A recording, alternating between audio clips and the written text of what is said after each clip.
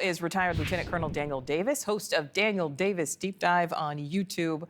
Lieutenant Colonel, great to see you again. So this was all that we were talking about yesterday, but based on what we are hearing from Netanyahu at this point, what do you think it's going to take in reality to make this happen? Well, listen, I think this is nearly exclusively a political internal issue in Israel at this point.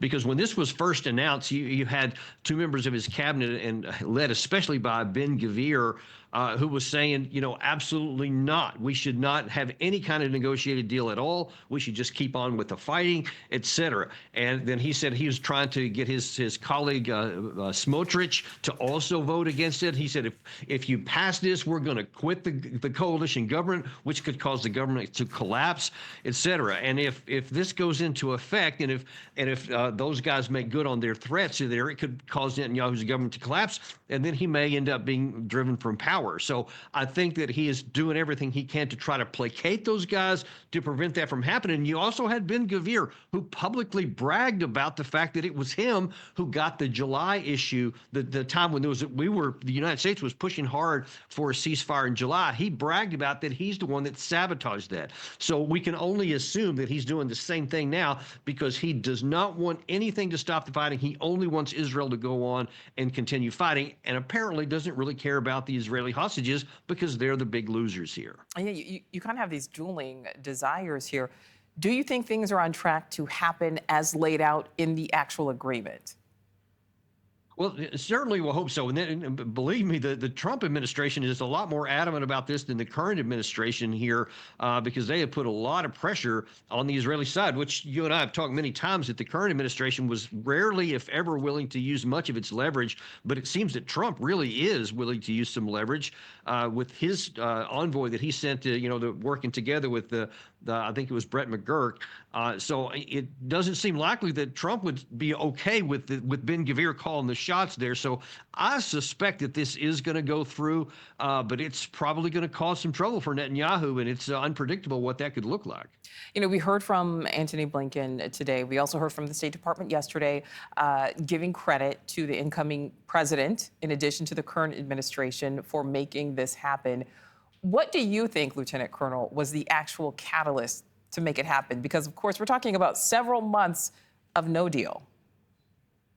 Yeah, I don't think there's any question that it's the Trump administration. Without question it is, because until the Trump envoy, I think his name is Steve Wycliffe, until he was involved in this situation, nothing happened.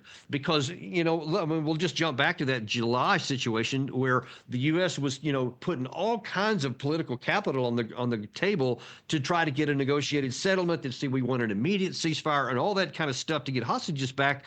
But then when Ben-Gvir sank it, if that's how it actually happened, then the Biden administration didn't do anything afterwards, meaning that they let them get by without doing that. But it doesn't look like that the Trump administration is going to let them. And we don't know anything yet. It hadn't been reported what the Trump team is telling Netanyahu behind the scenes that caused him to move, because he didn't want to. So there must have been some willingness on the Trump side to put some real pressure once he gets in office on the next Monday.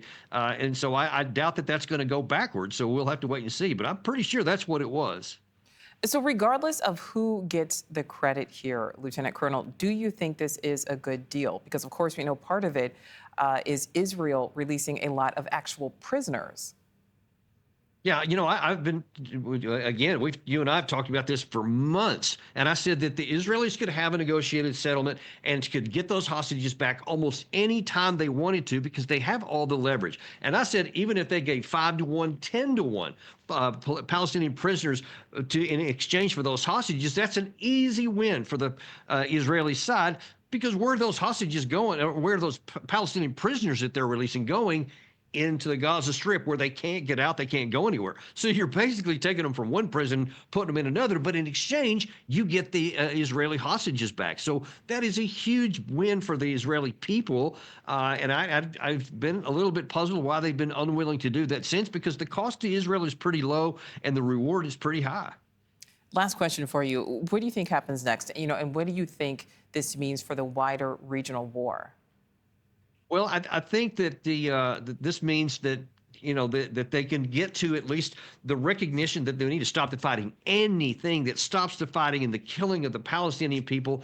I think I saw that earlier today that 72 more had been killed in the last 24 hours. It's egregious. No one should be dying now when a deal like this is imminent, just days away, because there's no military value in doing so.